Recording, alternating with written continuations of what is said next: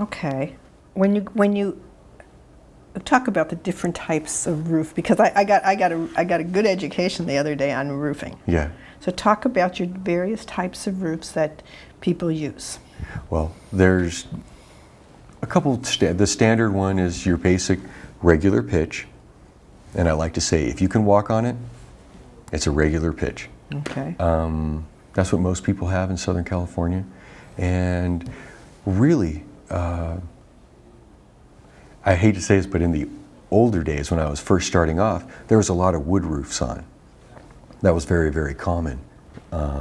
So we'd have to tear that roofing off, throw it all away, clean all the nails out, and apply plywood to the roof deck to give you something to nail the composition shingles on, or we were going to go with a lightweight tile, or whatever the customer wanted. You know, that's pretty much the most standard, and along with that, you usually get a small flat roof in the back somewhere. Somebody's always added on something somewhere, and it's a flat roof, and we usually put on just straight hot tar or hot asphalt. At 500 degrees. 500 degrees. 500 degrees at application. Okay. So it has to be a little bit hotter when it's in the kettle going up through the pipes. And it is absolutely the most dangerous thing you've ever seen in your life. Do you have special clothes when you work with this? Kind of, but I mean, not like what you're thinking. Well, I just think of in sci-fi, you know. Well, we call them hot clothes, and basically they're just good old Levi's, which work the best. If you get any hot tar on them, because you can never wash them, you wear them for about a week and then you throw them away. Really? Yeah, and your shoes, same thing. Yeah, because there's nothing left, right? No. With all the... Pretty much nothing left, yeah. This stuff, 500-degree hot asphalt will dissolve your fingernails when it hits you. Go ahead, ask me how I know. It happened. Well, did you wear gloves? I mean, how do you handle something that hot? Well, you don't touch it, but a lot of times, see, I was the second man a lot. Whereas I put the rolls out, I set everything, I do all the cutting, and that's hard to do with gloves on. Yeah, I know. So that's if you don't have your gloves on, you can be much more efficient and very quick. And you can't use like the latex because that would just that would seal right to your skin. Right. So okay. Yeah, I'm the only guy that could get away with not wearing gloves because I carry the license. So everybody else has to wear gloves. Oh, because this is the workman's comp license? Yes. As far as workers' comp goes in the OSHA, you have to wear long sleeves and gloves. And I would for the most part, but because as an owner, I cannot be covered by my workers' comp. Doesn't matter. I'm considered, in the eyes of the state, as an absolute professional, and there's no way that I could get hurt. So I guess that's why they don't cover me. Well, don't you have to have your own insurance? Oh, yeah. So you have insurance on yourself, and then you have insurance on your workers? Yeah, that's right. And they're totally different. I thought you would get insurance as on the business, and you're the owner of the business. You would think so. Well, that would. But it specifically says that I'm not included in it.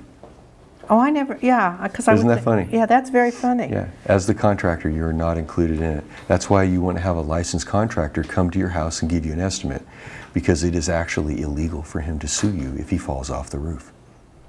He can't do it. He has no basis. If he's licensed, if it's just some guy and he goes up on your roof and he falls off, you have to pay.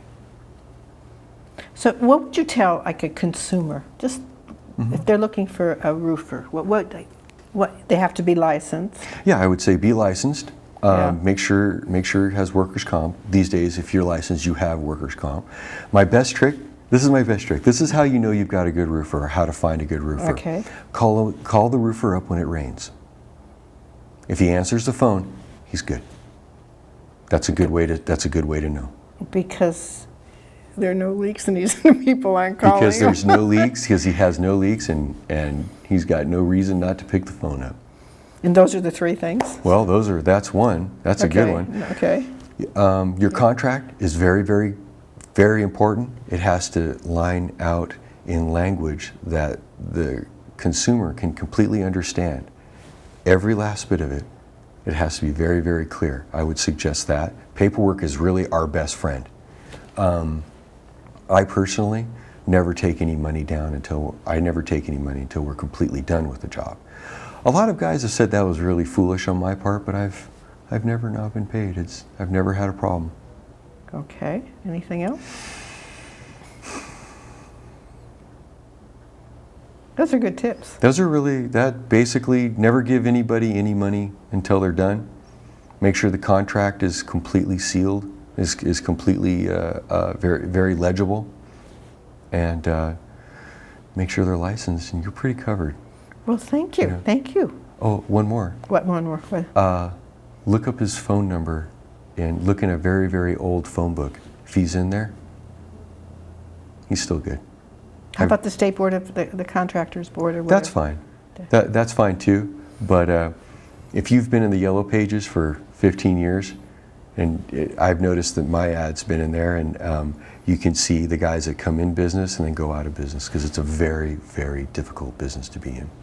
Well, thank you for coming and sharing. And I want you to look at the camera, that's yours, and say your name, your telephone number, and your website, please. My name is Thomas Garvey. My telephone number is 626-358-9208, and my website is garveyroofing.com. Thank you, Tom. This is Marlene Gibb with What Do You Do?